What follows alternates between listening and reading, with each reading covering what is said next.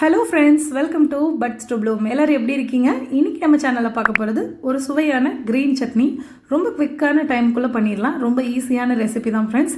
இந்த சட்னி முடி கொட்டுறவங்க அடிக்கடி எடுத்துக்கோங்க. அது மட்டும் இல்லாமல் உங்களோட பிளட் பியூரிஃபை ஆகும்.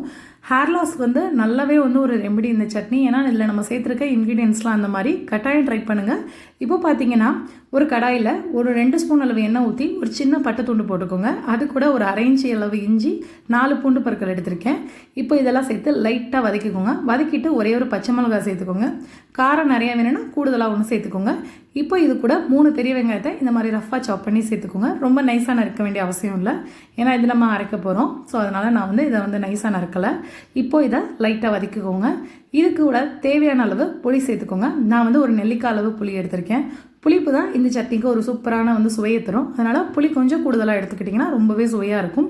இப்போ நான் என்ன பண்ணியிருக்கேன்னா கொத்தமல்லி ஒரு கை, புதினா ஒரு கை, கருவேப்பிலை ஒரு கை, எல்லாமே நான் ஒரே அமௌண்ட் எடுத்திருக்கேன். ஸோ நீங்கள் சின்ன கட்டு புதினா எடுத்திங்கன்னா அதே அளவு கொத்தமல்லி, அதே அளவுக்கு கருவேப்பிலையும் எடுத்துக்கோங்க. உங்களுக்கு எதோட ஃப்ளேவராக அது அதிகமாக வேணும்னு நினச்சிங்கன்னா அதை ஒன்று கூடுதலாக கூட நீங்கள் சேர்த்துக்கலாம். பட் இது 3மே ஈக்குவல் அமௌண்ட் இது மாதிரி எடுத்து போடுறப்ப அது ஒரு தனி சுவை. இப்போ இது கூட தேவையான அளவு உப்பு சேர்த்துக்கலாம். உப்பு சேர்த்துட்டு நல்லா வதக்குவோம். ரொம்ப நேரம் வதக்க வேண்டாம். ஜஸ்ட் ஒரு நிமிஷம் வதக்கினா போதும். ரொம்ப நேரம் வதக்குனா இதில் இருக்க சத்துக்கள்லாம் நமக்கு குறைஞ்சிரும். அதனால நான் ரொம்ப நேரம்லாம் வதக்கலை. லைட்டாக 1லேருந்து 2 நிமிஷம் வரைக்கும் வதக்கிக்கிறோம்.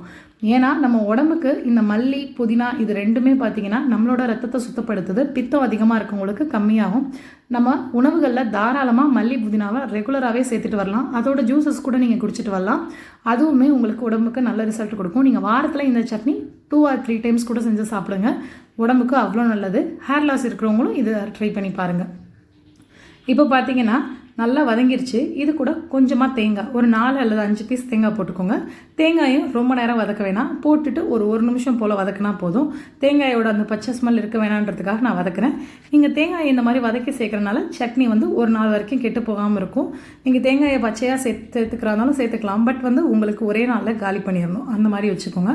இப்போ தேங்காய் சேர்த்தாச்சு. சேர்த்ததுக்கப்புறம் எல்லாமே வதக்கிட்டு நல்லா ஒரு 5 நிமிஷம் ஆற விட்டுருங்க ஃபேன் கடியில்.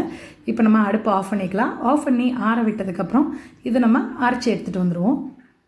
நல்லா ஆறிடுச்சு. இதை அரைச்சதுக்கப்புறம் உங்களுக்கு தாளிக்கலாம் வேண்டிய அவசியம் இல்லை. நீங்கள் டேரெக்டாகவே சர்வ் பண்ணலாம்.